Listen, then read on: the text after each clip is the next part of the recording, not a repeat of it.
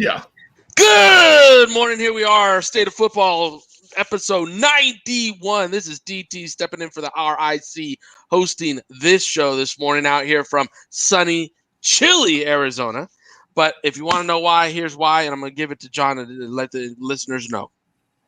Yeah, so unfortunately over the weekend we found out that our fearless leader, Rick, his dad suddenly passed away of a heart attack over the weekend. So our thoughts and prayers are with Rick and his family this week. We're going to do our best to fill in. At least we know one thing. We will make some better picks. If you're in it for the picks, you'll get some better picks out of us. But like I said, our thoughts and prayers are with Rick and his family this week as they mourn the loss of the OG, the original OG, Mr. Saratella. You gave us a great one there with your son. I know that Rick has done you really proud, and we just hope the Saratella family is and the family and friends of Mr. Saratella, our thoughts and prayers are with you, and we look to do our best and have a great week. We got Larry Lee later on in the week. Obviously, Thursday we'll have Neil Stratton. We still have Dane Vandernaat coming on later in the week. And the best news for everyone is Ryan Roberts will not make a guest appearance during the week. So we didn't take the show all the way down to a lower level by adding Ryan until the weekend. So best of luck, Ryan, with your week, and we'll try to hold the fort until we get to you. Big Law, where you at? We need you sometime during the week. And then I think we're getting a relief pitcher in a couple of days when DT is not available. We'll see who that is. And I think it might be one of the younger cats might be trying to sit in one of these chairs. We'll see how they do. And we know that we're joined every Monday by Mr. NEC. I think that's pretty much his license plate. It's either that or Go Bills Go. And that is Ralph Ventre. Ralphie, how you doing, buddy? I'm all right. Really sad to hear about the news. All my best to Rick and the Saratella family. Losing a parent is just a very tough thing to deal with. Unfortunately, I had to deal with it a couple years ago, so I know all the feelings and emotions that go on with that, especially when it's sudden and it's shocking. And, not the way we wanted to start the week, but we're here.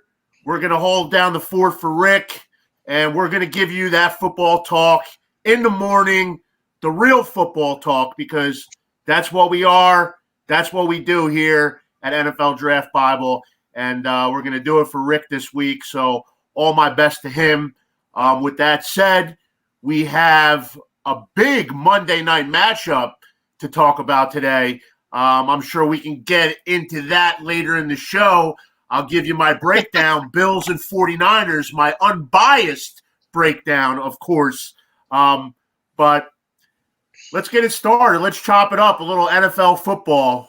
Let's do this. What did you guys see yesterday? Hey, I can't fill the shoes of Rick. He's got much too big of feet, but I can sit in this seat well and look at me and make it look better than this guy. So let me say this. How about, this panel, how about that Tennessee Titan versus Browns game last night?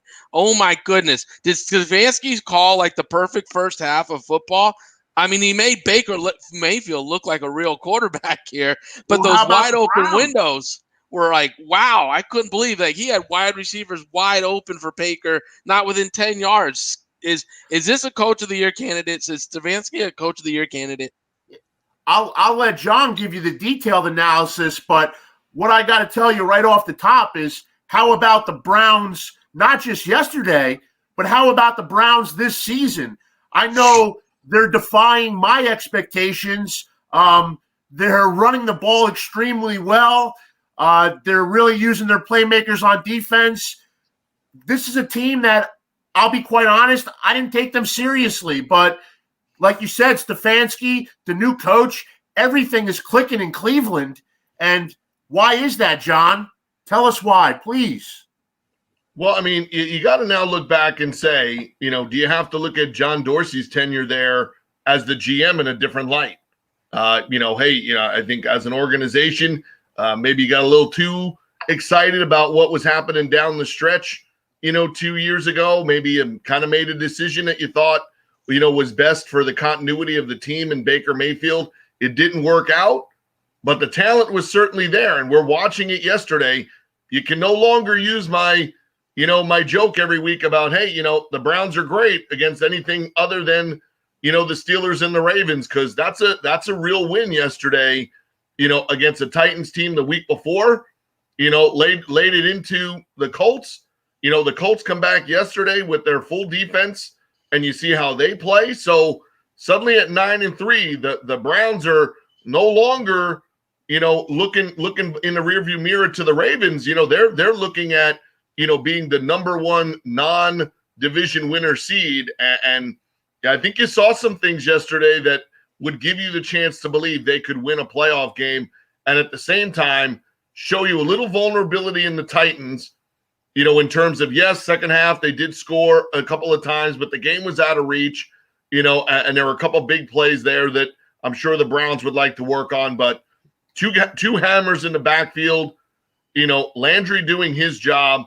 Mayfield, you mentioned it, Stefanski calling a game where there's no turnovers. Baker looks under control. And then I thought the difference in the game was that, the ability for the Cleveland front to gain pressure on the Titans, and on the flip side, the Titans not gaining much pressure, and they're not going to see Clowney back anytime soon. And how about Isaiah Wilson setting probably the world record for most suspensions by a rookie in pro sports history? 2 more games suspended for violating team rules. I think, he's violated COVID rules. He's violated team rules. He's violated curfew rules. There's not too many rules left that he can break, in his rookie season. But, to me, the surprising part of that was the Browns being able to play a turnover-free game, and at the same exact time kind of be the first team that put a little pressure on the Titans by creating a turnover early, on Derrick Henry and holding him under 100 yards. That to me, the Browns are now a team that, them in Buffalo, I don't think you want to play them in the playoffs. And if Miami sneaks in with how they've played defensively this year, Miami's that third team that I think you don't want to see if you're one of the higher seeds.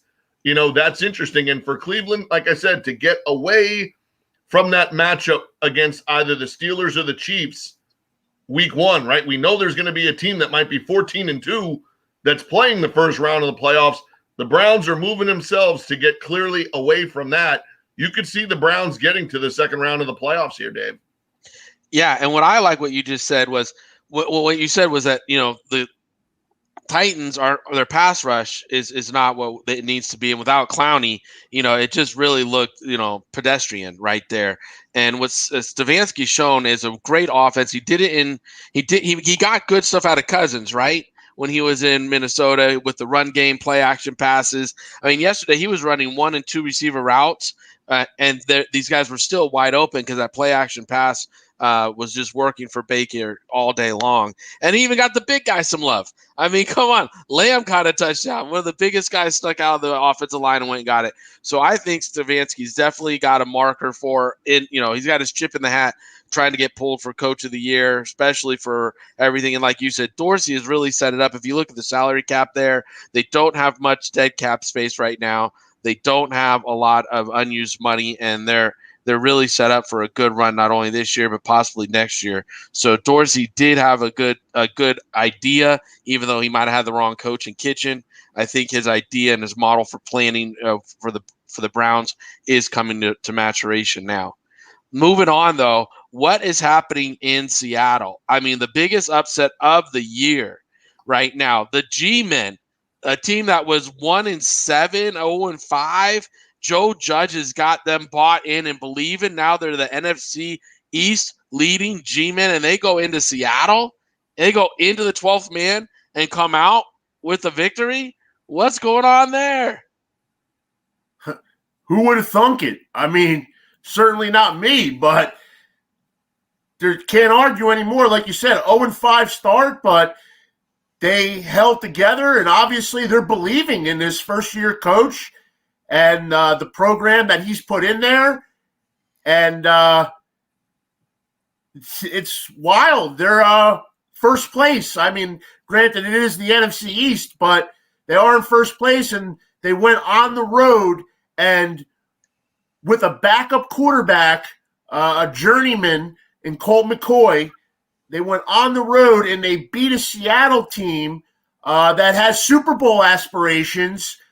And what was most impressive was the defensive effort, bottling up Russell Wilson. I mean, you just don't see Seattle held under 20 points. And the Giants almost made it look easy. Is their defense for real? I mean, that's really been carrying the Giants in recent weeks. So, hats off to the defense, taking a high-powered offense in Seattle. DK Metcalf, Tyler Lockett. You didn't hear much from those guys yesterday. I know DK could have made a big catch over the middle late in the game, down inside the 10. Just didn't bring it in. But the Giants' defense getting it done, and the Giants may be headed to the playoffs, as crazy as it sounds. And obviously it's only 3/4 of the way through one season, but so far so good for Joe Judge. And I mean, I know I had my doubts about him when he came in training camp with the quote unquote hard ass attitude, as if he were Belichick, and almost like kind of like a college approach, a Doug Marrone type approach, a Greg Schiano type approach. Doesn't work a lot of times with professional athletes, but I guess the Giants, they have a pretty young roster and they're buying in. They're playing hard. The effort is there. And you got to be happy if you're a Giants fan. Well, I think you wake up this morning ecstatic as a Giants fan because, now you're actually in a playoff hunt. It doesn't matter the record. You might have a playoff berth here, and that's always an exciting thing as a fan. And you got a coach that you can, it's early, like you said, 3/4 of one season, but you got to be a little excited about this guy. It sounds like, he is the man in the building. Him and Colombo had differences, got rid of Colombo, said, hey, we're going to go. I think they brought Dave Gugliardi back in, and now they're up and running with him at the O-line coach. And you know what? They controlled the line of scrimmage really well yesterday on offense. On defense, they, like you said, they were changing the line of scrimmage. Leonard Williams and the boys up front were getting after Russ. They weren't letting him cook. And, the back end held up. What I'm impressed with is Peppers. Peppers was a guy that I always had a question mark. Can he be a significant influence in the back end for an offense or for a defense in the NFL? He did it in college, but yesterday, man, he was the best safety on the field. I mean, he was lining them up. He was running around. He was making plays. He made sure that those boys were set and ready to go. So, I mean, this defense is really congealing, like you said, over the last few weeks and making a big impression on me and what they got. But as a team and as a locker room, Joe Judge has really held them together through a really tough start. John, what's your take on it? Yeah, and I think, some of the other things that you have to look at and start saying, the consequences of them playing as hard as they have consistently, being in some of these other games so that your message can get over enough to where it doesn't get lost in the losses, right? Early on, their ability to keep these guys on track, even though the results weren't what they were looking for, right? That Cowboy game could have been, disastrous for you, in terms of losing the momentum of the room by having the results of the games keep going that way. Well, you look yesterday, you go on the road, and you throw for 100 yards and you still win. You create turnovers against those guys. You create stops, where for the most part, your DBs are covering those guys and you're creating enough pressure to make Russell have to hold that ball. And every time he tried to spin out, the difference was somebody was in his face. And then you start looking at the personnel department, and Gettleman and Kevin Abrams and those guys, start to get a little bit of credit when you look down the roster yesterday and see Wayne Gallman leading the NFL in rushing, over the weekend. Alfred Morris out of nowhere, rejuvenated, right? Jabal Sheard off the sofa, making plays. Dave Mayo making plays. They trade for Isaac Yerkum, and he's playing better than he did in Denver. And then Darnay Holmes as a draft pick and Tay Crowder getting a sack and playing well. And he's your last pick in the draft. And he's out there yesterday spying Russell Wilson and making a couple of plays. So, like it or not, the money that they gave to Blake Martinez, he's leading the team and possibly the league in tackles. They've done a lot of things the right way, here, and you're playing tough. You're showing you can win games in a different, format than what was expected. And if you start getting that ground game going, you're starting to get the confidence of that O-line.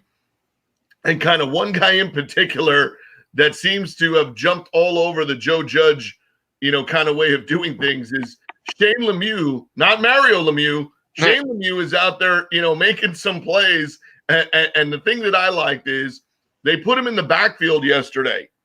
And they lined him up and basically said, hey, see Jamal Adams? Run right at Jamal Adams. Well, of course, 330 plus of, Shane Lemieux is not as easy to stop and move, when Jamal Adams is a moving target. So Jamal Adams moves out of the way, but at the end of the play, Shane Lemieux finds him and just drives him into the dirt, probably just pissing him off because he ran 4 yards laterally kind of away from the block. But I like the factor that you have some tough dudes who are playing to the echo of the whistle, because that's kind of more that Northeast Giants, Steeler, Bears way of playing football. You get a guy in there like that, and him and Will Hernandez are rotating, there at guard. I think they're starting to get some cohesiveness with that O-line because, Gates and Lemieux are kind of pain in the butts, they play right to that echo of the whistle. They're not the most athletic. They're not the most finely tuned guys yet.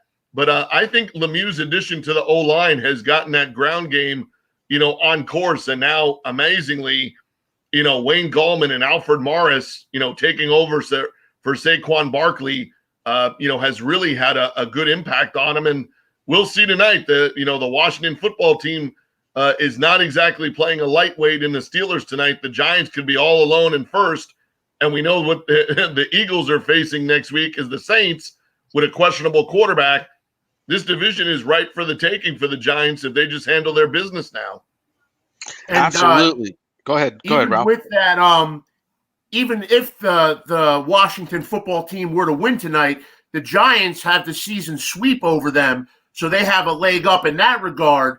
But before we move on from this Giants talk, I have to bring up one name that wasn't mentioned yet, an NEC connection as well. But John was giving you all of these examples of the Giants maximizing their talent on defense. And the defensive coordinator, the guy who's putting it all together, is Patrick Graham. Patrick Graham was with New England at one point, was with the Giants, was DC and Miami last year. Now he's back with the Giants as the defensive coordinator. He's a young, bright mind, and he actually was an assistant coach at Wagner College on Staten Island for Walt Hamline at one time. So Patrick Graham with the Wagner connection, and he's doing great things calling the defense right now for the New York Football Giants. Look at that, a little NEC connection coming out of there. Look at that nugget. There we go, Ralphie. I like it. Hey, staying on this really quick, I got a question for you, John. Is now coming into the year, Gettleman's seat was fire hot. That was a fire hot seat. People were calling for his even before his. Has that cooled down, or are his hemorrhoids still taking a beating? Yeah, I think they're taking a little less, of a beating when you just look at, beside the factor that you got to win some games, and now they are. You seemingly went the right direction with the coach. Ralph mentioned it. You have a couple of good-looking young staffers. And then some of these hit points. I mean, I know Colt McCoy did not go out there, and establish himself as the best backup quarterback in the league yesterday. But you win the game with a QB who threw for 100 yards. But at least you had a veteran kind of safety net guy, on the roster to do that. You're starting to see some of the moves that they made. Good investments in free agency. Martinez and Bradbury is probably the best free agent DB signing in the NFL. I mean, game for game and player for player, he's out there yesterday against Metcalf and not getting ripped. And his performance in terms of grading out each week is amongst the best DBs in the league. And they're giving him some opportunities to have to go out there and play against, the opposing team's best guy. The Leonard Williams move didn't look great on paper, a lot of money. He hadn't really put up some stats, with the Jets. It was more, there were pressures, but not a lot of sacks, not a lot of finish. They really liked him. Turns out that they, were right, with their evaluation. So they've gotten some guys correct here, in the past 12 to 18 months that if you were on them because of the wins and losses, you got to start giving them a little bit of kudos for this. If you're on them about the coaching maneuver, the coaching situation looks good. And again, now they're doing this without whatever we think of Daniel Jones, no Saquon Barkley, and an offensive line that at the beginning of the year, we were like, oh my God, this is going to be a fire sale. You better get, the good thing Daniel Jones can run after what we saw in the game against the Steelers. So I think where you've seen them progress, from week one till now, I'm not saying you got to give them an extension, but they deserve some of the credit for what they've done. And then like I said, his staff deserves the credit for the Alfred Morris, Jabal Sheard, coming in off the street and making plays. They've done a really good job, of keeping them in play. When they were losing those games, they were still fortifying the loose areas so that if they did get on a run, well, now if they're not dangerous, they're at least average, right? Like, so dangerous is the next step, but you're at least in the mix every week. You're not yet dangerous. Like no one's worried about playing the Giants, but they're creeping up on the radar, right? You see them in the rearview mirror,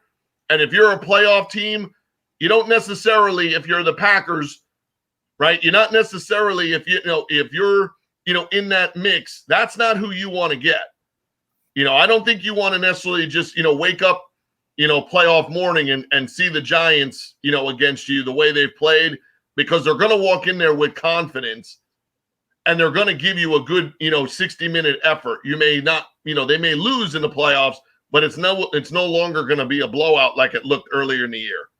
No, absolutely with you 100%. Let's stay in the NFC East and talk about another situation kind of going the other way. We saw Carson Wentz yesterday get the carpet pulled. He finally got the hook in the third quarter, and Hurts got in the game, showed a little life for these Eagles, did a couple things, actually made some good quarterback reads. And, although they lost the game, Wentz really in the post-game interview, he just looked distraught. The guy looked like a deer in headlights to me listening to him. I mean, he doesn't know what to make of the situation. I think it's the first time in his life he's ever been pulled from the game from somebody else. I don't know if he knows how to handle this or not, or if he's going to go completely in the tank. But, is this a move that they stay with, John? Is this a move that they keep Hurts and then say, Wentz, you got this big contract, you're killing us, but, we can't play with you, kid. The last 4 games, we're going to see what Hurts does.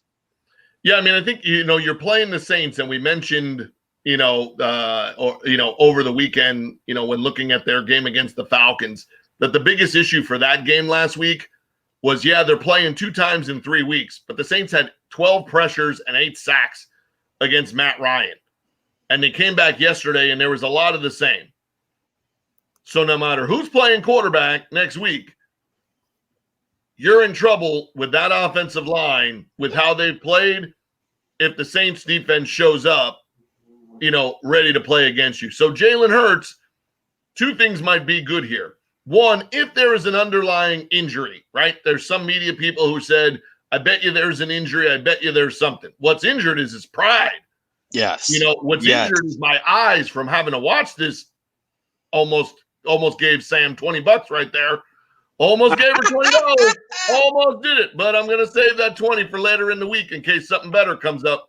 But you know what I'm talking about, 4-letter word, and it's not John, that we got to keep watching every week when he's in there, dropping back, throwing off your back foot, throwing into a crowd in the middle of the field. And now you're having less of the in terms of why this is happening. We can mention the coaching changes. We can mention it. The Peterson offense hasn't really been what it's been since the Super Bowl, due to a lot of things. But you've gotten Jalen Reagor back, right? Like it or not, this is not week one, of Greg Ward playing. He's established himself as a good NFL player. Same with Fulgham. Good NFL player. You have Dallas Goedert back. He's not Zach Ertz, but Zach Ertz wasn't Zach Ertz, when he was playing early this year. And it's one thing to know that your O-line is in shambles for 1 week. When you're a quarterback and you're a team and your O-line is in shambles and it's just going to be in shambles, you have to adjust to how you're playing in that model. And they've had Boston Scott and they have Miles Sanders. They have now Jordan Howard. There's no reason that this should be looking the way that it's looking yesterday. So to me, I think you saw a little bit of momentum. Jalen Hurts makes a play, and then Jalen Reagor, makes a play, there. Overall, it's just the factor that it's a combination of mistakes with personnel.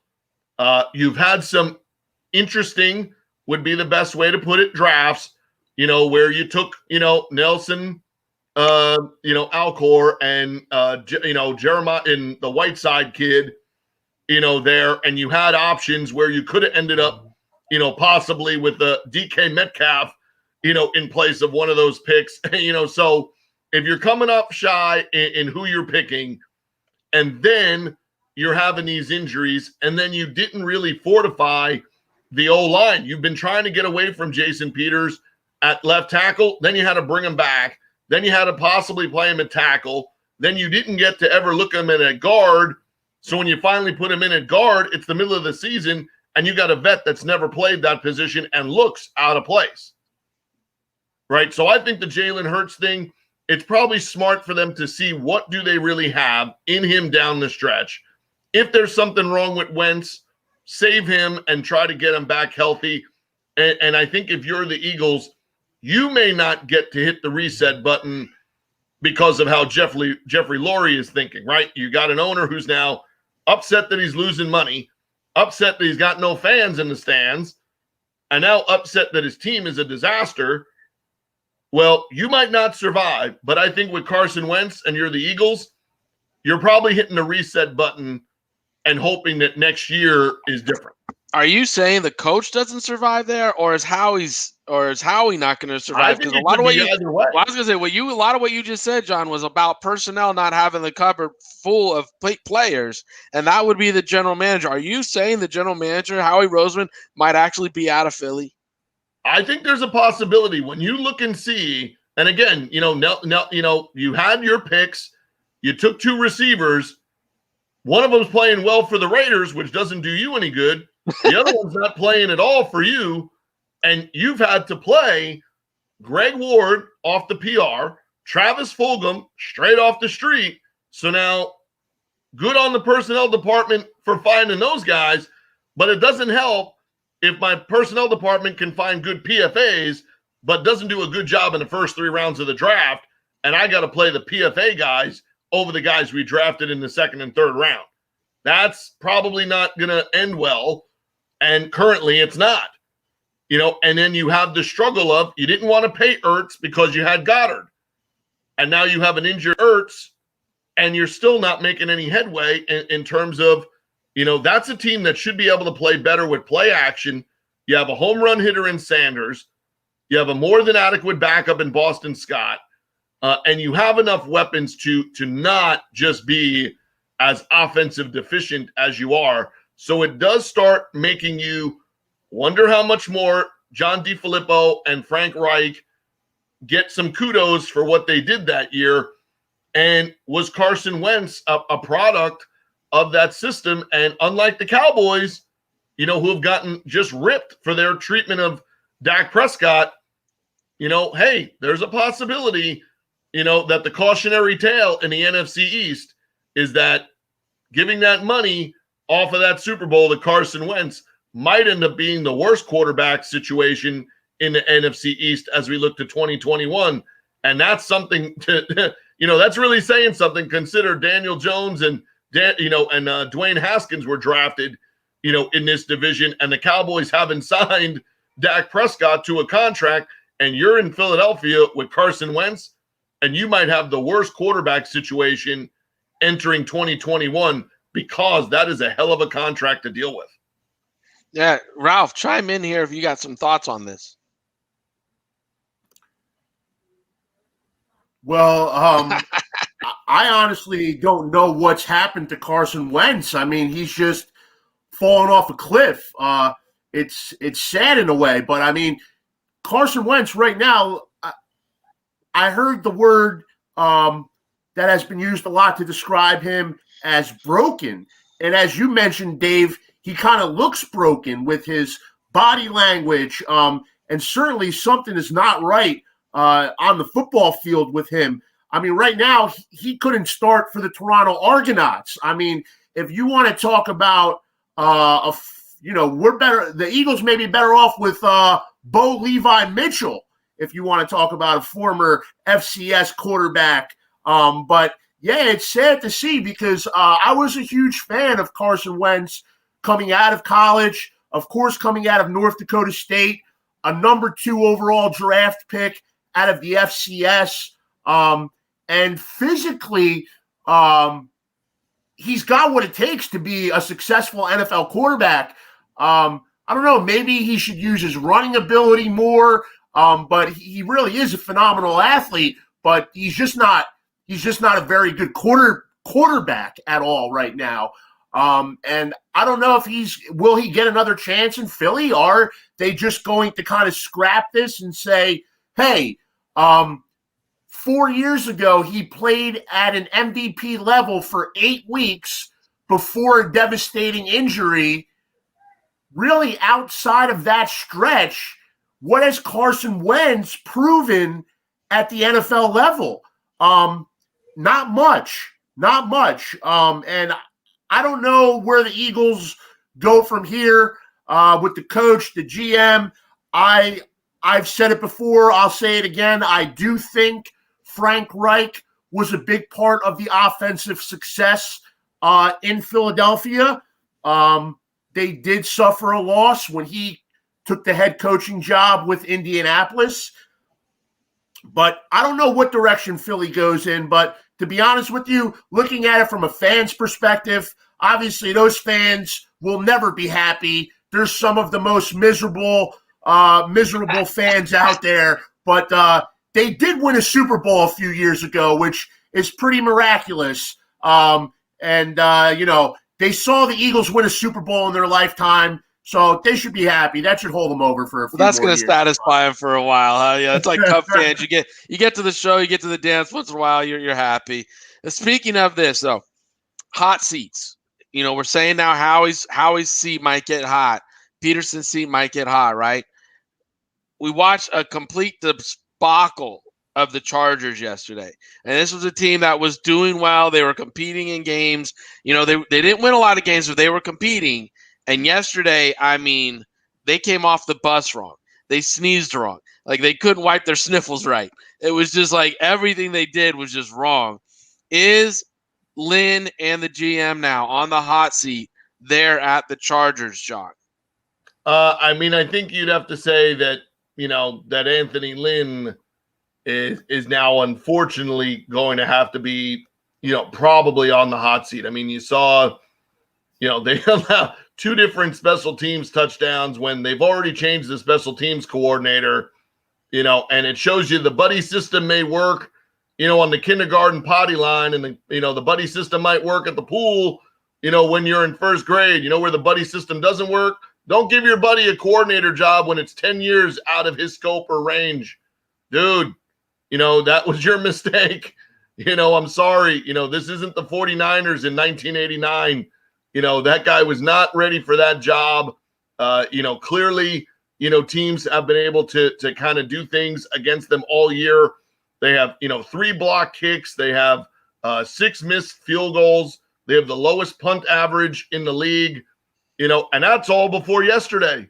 Yeah. And that's, just I think when you're at home and you saw the first 3 games of Justin Herbert, and what he did going against Brady, Mahomes, and Breeze, you were expecting by now that you were kind of in that ebb and flow of you're not making the playoffs, but down the stretch you went 4-2, right? You won 3 in a row and beat a playoff team, and you're given the light that next year you're the breakout team in that division.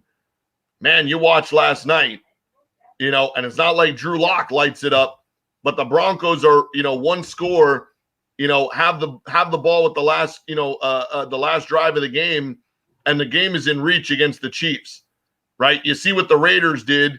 I know it's against the Jets, but you see what the Raiders did, and they're one game out of being in the playoffs.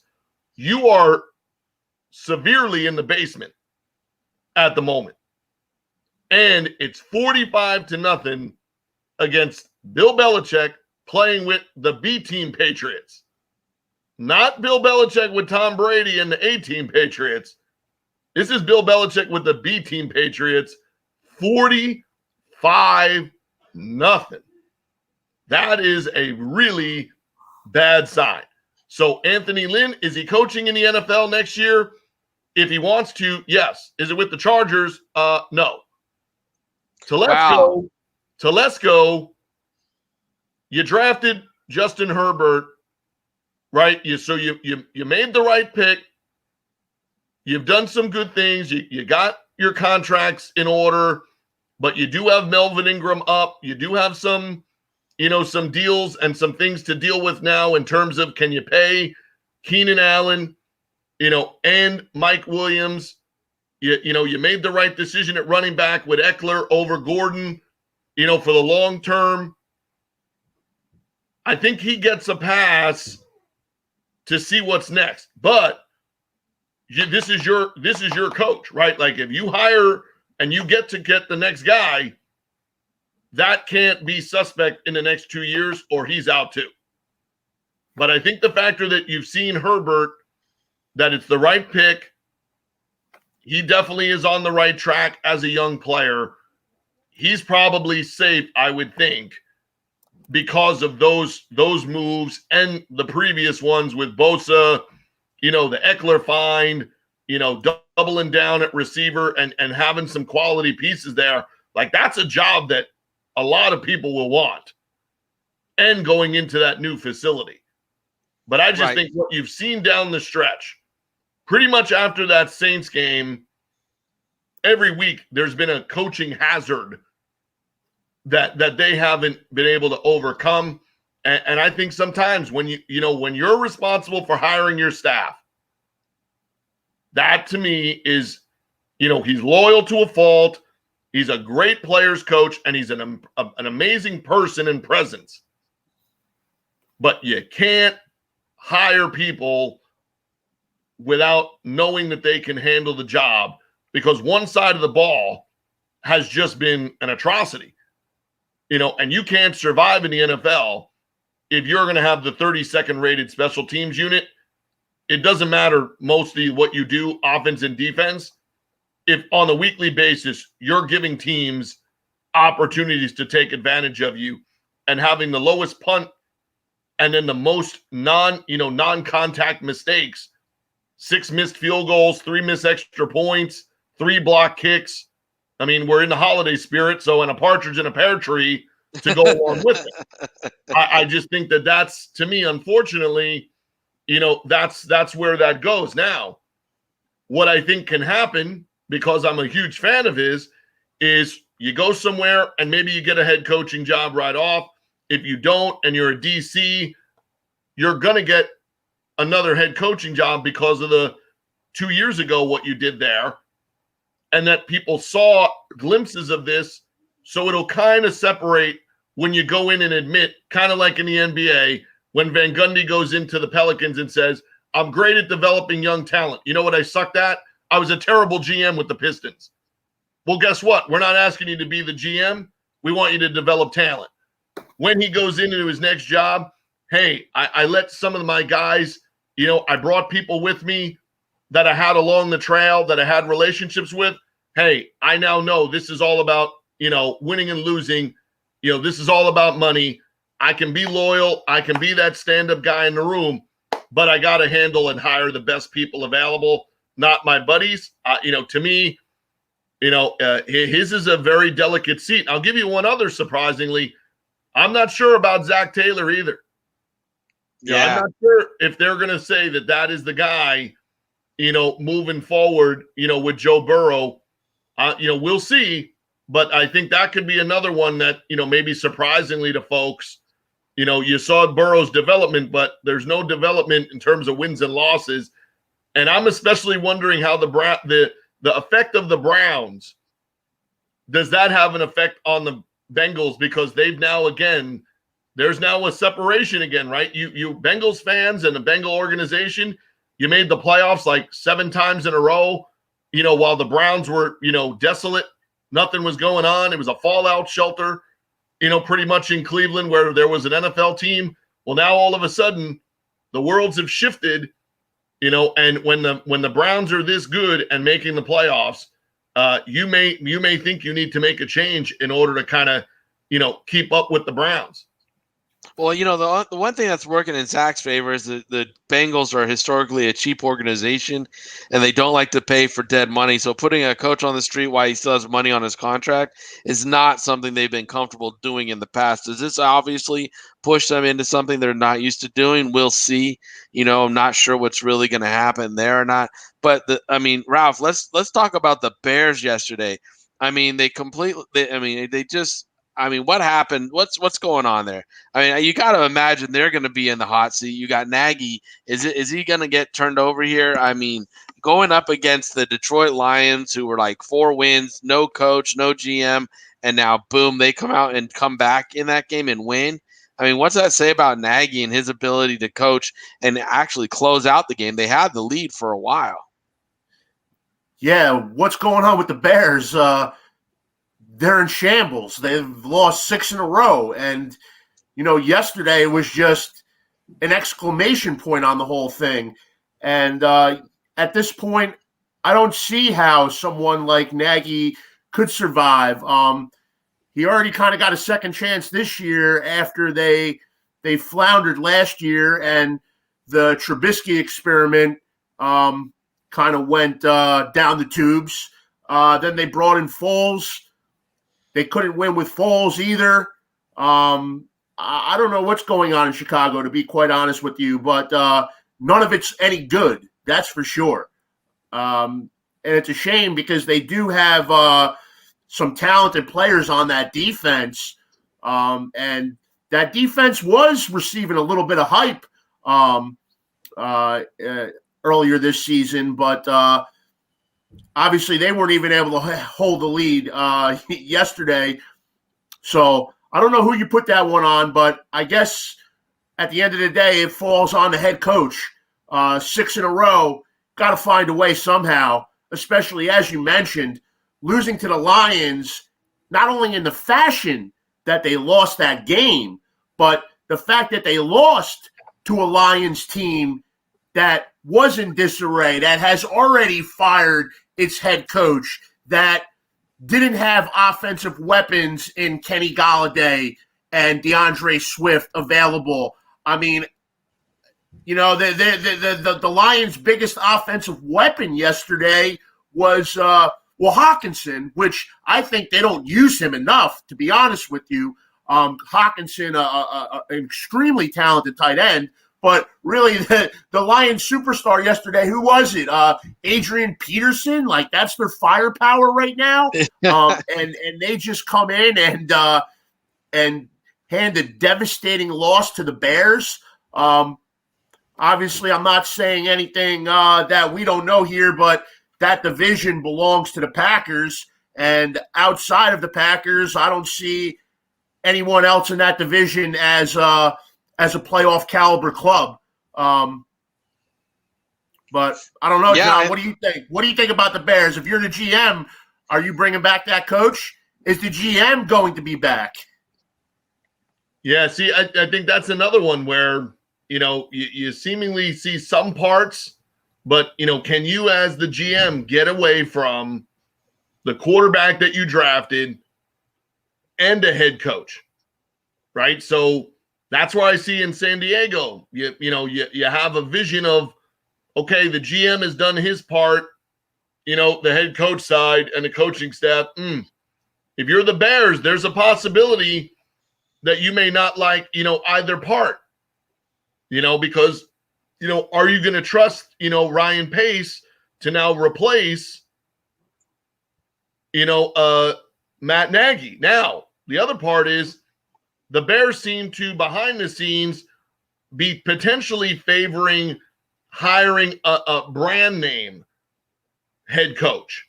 Now, how will a brand name head coach do with a new GM or somebody fundamentally with a bigger or different attitude and approach to things?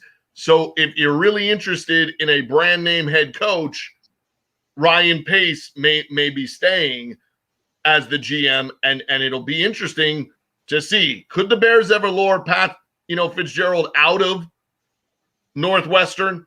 Could the Bears, we mentioned the Jets, maybe even the Bengals, be kind of a landing place for a Jim Harbaugh type scenario if Doug Peterson were to leave or be moved out of Philadelphia? Is that another spot where a team will look at his track record, with quarterbacks and track record as an offensive coach and say, we're one good offensive coach away there? And then I know it's the Bears, and it's not what you think you can run offensively in those elements.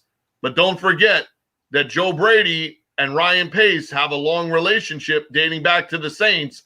That could be a kind of a wild card scenario that if the Bears are looking in free agency of the draft for their next quarterback, Coach Brady's getting a lot of love from what he's done, at LSU and Carolina the last 2 years. He could be a surprise guy. And if you want one way off the radar, Mike Kafka, not too many years ago on CFL neg lists, is going to be a bona fide OC or head coach contender in the mold of the McVay, Kyle Shanahan, 30-plus-year-old, but unknown guy that's going to jump on the radar this year or next year. He's going to get a legitimate shot to interview for a head coaching job. It's just a matter of time before he's the next guy like Matt Nagy to jump off that Chiefs coaching staff and not be the name brand guy, but be the other guy is who they're looking at, because Andy Reid has really gone to bat for him and talked him up behind the scenes. Mike Kafka, Northwestern, so you got a little Chicago already. Yeah, you do. You got him right there in the there's a possibility there that the Bears look to make a change and get either more name brand, or they're going to hit that well again and say, we have the defense, we just need to get the right offensive staff and quarterback here. But that seems to be, like every time we talk about a team, that seems to be what we're saying about them, is they either need the right offense or the right quarterback, and that's pretty much the rest of the teams that aren't making the playoffs. Absolutely. No, you're 100% correct on that. And on the state of football, or not state of football, on the Mav Sports Take last week, we were talking about draft capital and how many teams are going to need quarterbacks coming up this year because of the bottom end of the last 10 teams in the league, their quarterback play just isn't getting it done. So, how many quarterbacks could possibly go in the draft and all that stuff. It's a topic for us down the line. Obviously, we got a lot of time to talk about that, but it becomes interesting, like you're saying, John, having these young new coordinators coming up, quarterback coaches and stuff. Who's going to be the next McVay? Which owner's going to go that way? Which owner's going to go the veteran coach? Which one's going to go with the name coach, like you said, and go that. Before we get to our picks, before we get to our Monday night picks, I don't want to let this slide on us. I don't want to not hit this topic. What the F did the Jets do yesterday on the last call? Like, that's not $20. I said F. So what the F did the Jets do the last call of the game? Greg Williams, a guy who's always complaining he's never a head coach, a guy who's always complaining he doesn't get a job as a head coach. The last play of the game, when you can seal a win for your Jets to not go over for the year with 5 seconds to go in the game, you call an all-out blitz and leave your guys on an island and let it go and just give up the game? Like, Greg, you constantly talk in the press about being a head coach. You constantly say the wins aren't just solely on the defense here. What happened here, guy? Like, this guy completely fumbled at the one. Yeah, I'll let John break down the play for you, but first I have to say, if we're talking about Greg Williams, let's just get that clown emoji up on the screen right now, okay? This guy has more bluster than almost Rex Ryan. And, I mean, you'd think that the way he talks, he invented defense in the NFL. Greg loves him some Greg. Like, he loves him. Exactly. That's the perfect way to put it, David. Greg Williams loves him some Greg Williams. And I would also say that he's a bit delusional at times. I remember this guy when he did get a chance to be a head coach for Buffalo from 01 to 03. He was kind of a disaster. Really, the only success that the Bills had was because of Kevin Gilbride as an offensive coordinator. He was able to get the most out of Drew Bledsoe and Travis Henry, and they won 8 games in 2002 and put up some great offensive numbers. But as far as the Bills back then in Greg Williams' tenure, they did not have any success. And, Greg Williams, he is quite the character. I don't know how you could take him seriously anymore. And I honestly think that he is no longer a head coaching candidate in the NFL. He only is in his own mind. So that's what I have for Greg Williams today. As you can see, it's been bothering me for a number of years, this Greg Williams guy. But, I mean, you go with the Bounty Gate, but just the way he was talking, he kind of sabotaged the regime in Cleveland. He's – to be honest with you, if I'm a head coach, and I don't think it was Adam Gase's choice, obviously, but if I'm a head coach, Greg Williams is not a guy I want on my staff. It's almost like he's operating behind the scenes with his own agenda, just hoping that you get fired and that he can step in and take over in the interim. But with that said, we spent way too much time on Greg Williams here. But John, what were they doing sending 7 men? You know, I know you want to be aggressive. You want to put a little heat on the quarterback, but 7 guys are like an all-out blitz when the only way they can beat you is the way it happened. I mean, it's insane. Who makes that call? And obviously the head coach doesn't have control of the team here. What's going on? What's going on? How does Greg have the authority to dial that in? And, you know, I feel bad for the players because I'm not telling anybody to resist authority here. But when you hear that play call come in from the sideline, you have to be saying, as a player, like, are you kidding me? Are we really doing this?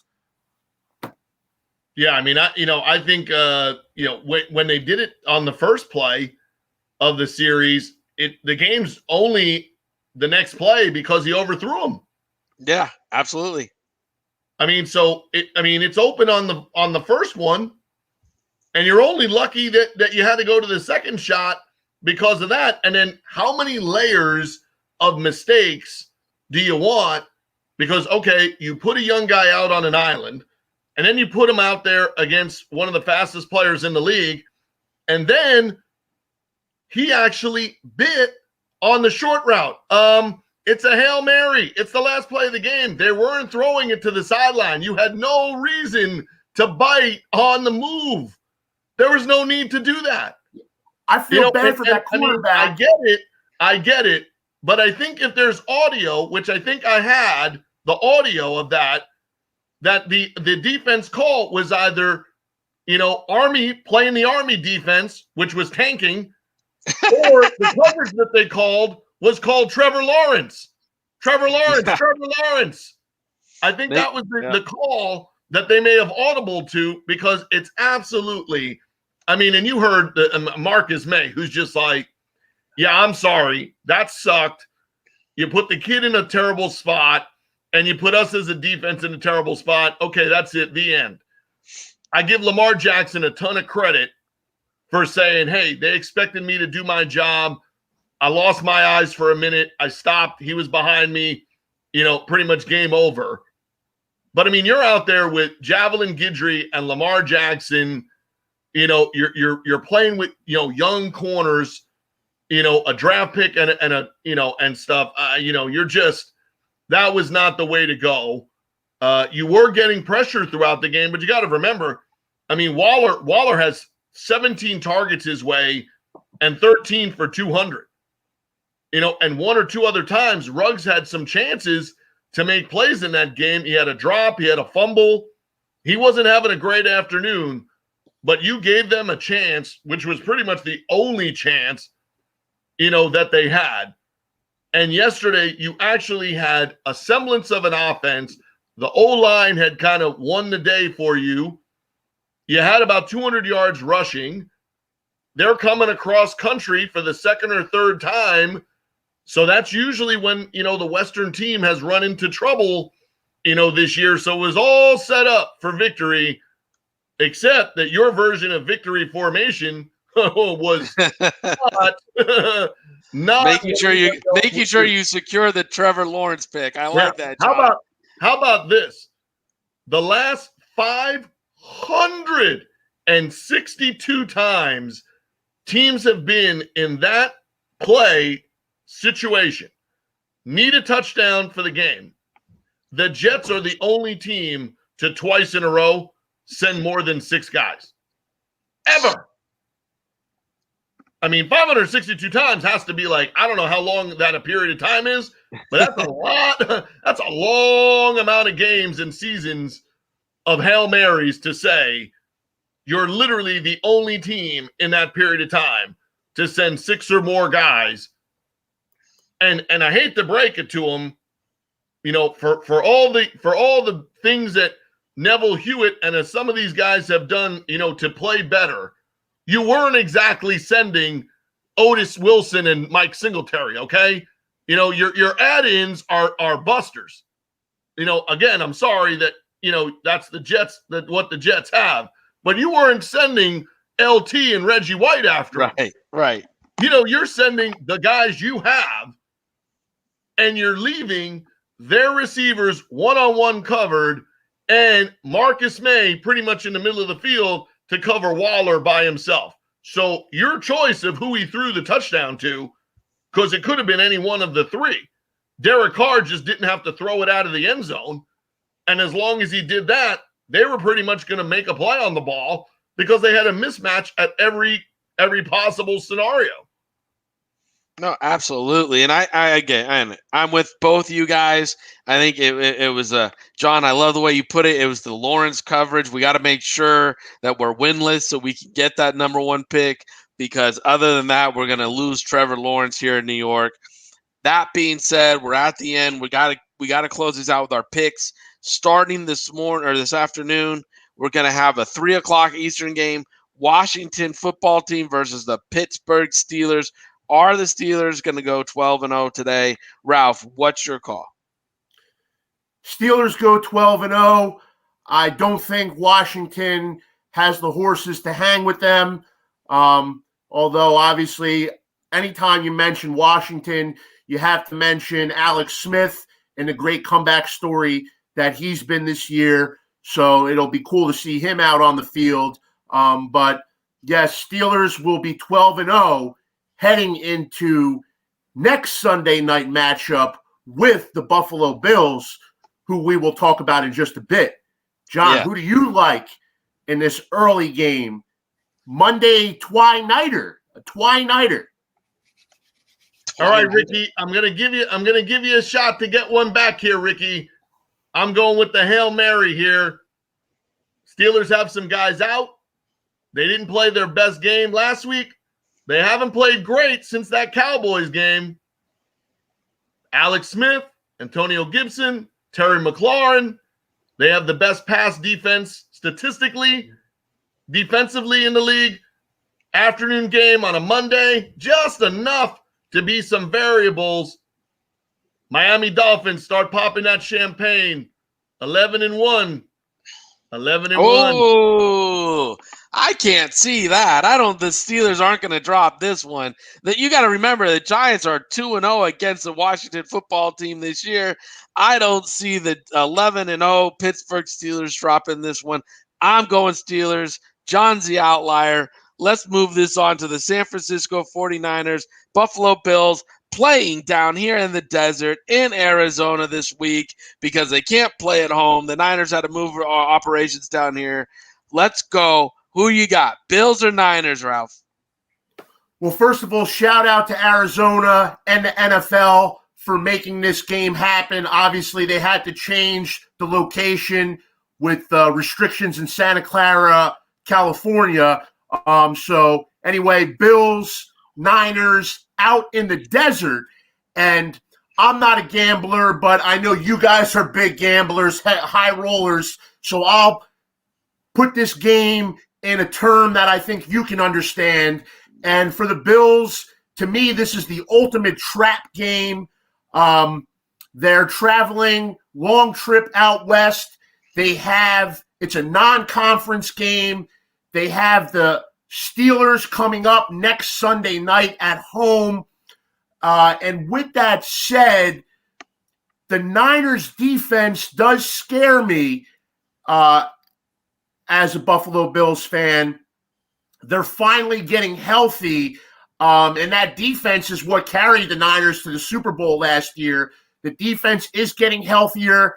When the Niners were destroyed by Miami earlier in the season, I think they were down to like their sixth cornerback. But now, Richard Sherman is back in the fold. With that said, I break this game down to one factor, and that is Buffalo has Josh Allen and San Francisco has Nick Mullins. I can't see the Bills have the better quarterback in this one, and I can't see a Sean McDermott, Leslie Frazier defense allowing a backup quarterback, an undrafted quarterback, to tear them up. The one thing, and although the Bills defense underachieved earlier in the season, I think they're starting to gain a little momentum in recent weeks. And the one thing that the Bills defense has done well over the years during the Sean McDermott tenure, it's they feasted on the lesser quarterbacks, the average to below average NFL starters. And I think the Bills defense is rather healthy. Hopefully Matt Milano will be back tonight. There's no George Kittle. I'm going Josh Allen is the superior quarterback. Nick Mullins is the backup. That's why Buffalo avoids the trap and they win tonight. There's your analysis, and I didn't even charge you a dime right here on NFL Draft Bible. Real football talk, baby. Chopping it up. It's what we do. John, who do we got tonight? Well, Dave, he didn't charge us a dime because all he did is give us his 2 cents worth. Oh, there you go, Johnny boy. I like it. There you go, baby. Hey, we're the Bills the last time they were out there, suffered a loss that they did not expect, and if they hadn't, Arizona would be completely out of the playoff picture had that game not gone the way it did at the end. I think they traveled out there. They know what they need to do, and I think they're going to be able to use that formula of saying, hey, we literally know that it's a 60-minute game when you travel out west across country. I think they're prepared for a tough game, and I think Nick Mullins does everything he can to keep him in, and Jordan Poyer intercepts him in the end zone, and that's how the game ends. Bills beat the Niners, sets up some interesting matchups the rest of the way, and all I have to say is, Ralphie, I went with you on this one out of just being objective, because if it goes the other way, we can go play the tape from 6 weeks ago when I said at some point the Dolphins will be tied for first. So you know that I really would like to see that happen, but you know what? I don't see it happening. Here I think the Bills, they're playing better in some ways defensively. They now have 30 sacks. They force turnovers. That's an interesting part, is that the Bills have gotten some more pressure. Even they're getting from A.J. Klein and Mario Addison. The other thing they do is they create a lot of fumbles. They have 12 forced fumbles on the year. Watch out with Nick Mullins and kind of some different guys, in there. I think the Bills can do enough to where, this is, like I said, that type of game, where, like, hey, you're kind of, breathing heavy and sweating a little more than you'd want to, for a matchup between an 8-3, team and a 500 team that has, so many injuries. But I think the Niners play good enough to stay in it, but the Bills have the superior team, and that wins out. I think he's right, too, because the Niners will play with a desperation tonight, I think. You'll see that from the 49ers, but I think as far as the talent goes, that the Bills have more than enough to take care of business tonight. There's two things that you really have to like about the Niners if you are a Niner fan or somebody in that organization. One is that Kyle Shanahan comes up with a game plan for no matter who he has available to him. Two, that those players play their ASS off for that coaching staff. And the other part is that defense is bought in to continuing to help their coordinator build his resume as the team is building their resume. I think they know, like you said, this is our season after seeing what the Rams have done and seeing that the Cardinals are now 6-6 and so are, the Vikings. And that the Bears fell to 5-7 and the Lions completely are out also. A Niners win, and they have just a Patriots shot of making the playoffs, right? There's just a shot there, that something happens. And the good news is we'll have this to talk about, and we'll have more football to watch on Tuesday night, if you can call the Cowboys NFL football this year. But we'll have football to watch, tomorrow night as well. And I think it'll be real interesting, scenario to see that these are some teams, right now playing, the Washington football team, the Bills, and the 49ers, and tomorrow night the Ravens, who, depending on the results of these games, there's going to be some teams right in the mix, or this will be the week that they point back to and say, that's where our playoff lives ended. Yeah, and I like you said, tomorrow we got more football to talk about. Today was a great conversation. Ralph, thank you for coming on. John Frick, thank you for coming on. We've run over our time. I know Rick's going to get after me about that, but I just want to say our heart, our soul, our prayers are going out to the Saratello family and their loss. Everybody on this panel sends nothing but love for you, Ricky and Sam, and the whole family. We're here for you. We did this show with heavy hearts. We miss you, baby, RIC, but we're out. We'll see you all tomorrow.